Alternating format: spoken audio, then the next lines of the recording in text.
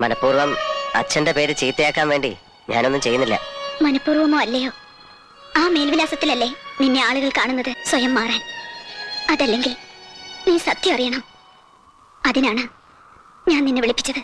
സത്യം? നീ അദ്ദേഹത്തിന്റെ മകനല്ല എന്നുള്ള സത്യം. അമ്മ പറയുന്നത് ആരാണോ അതാണ് മക്കൾക്ക് അച്ഛൻ.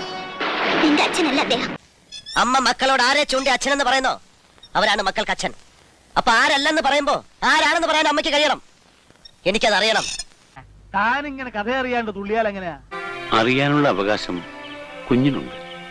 പക്ഷേ എന്റെ ധർമ്മം കൊല്ലങ്ങളായി കോലത്തെ ഉപ്പും ചോറും തിന്നണം. അതൊക്കെ നമുക്ക് ശരിയാക്കാന്ന്. നിങ്ങൾ ആളെ കാണിക്കേ. എന്നെ നിർബന്ധിക്കരുത്. പക്ഷേ ഒന്ന് കുഞ്ഞു മനസ്സിലായിക്കൊള്ളൂ,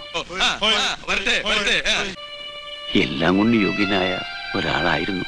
രാജരക്തം തന്നെയാണ് ഈ ദേഹത്തോട് ഒഴുകുന്നത്. രാജരക്തം തന്നെയാണ് ഈ ദേഹത്തോട് ഒഴുകുന്നത്. ഈ സ്ട്രോങ്ങിന്റെ ഒരു ഭാഗ്യേ. ഇതൊക്കെ എന്ത്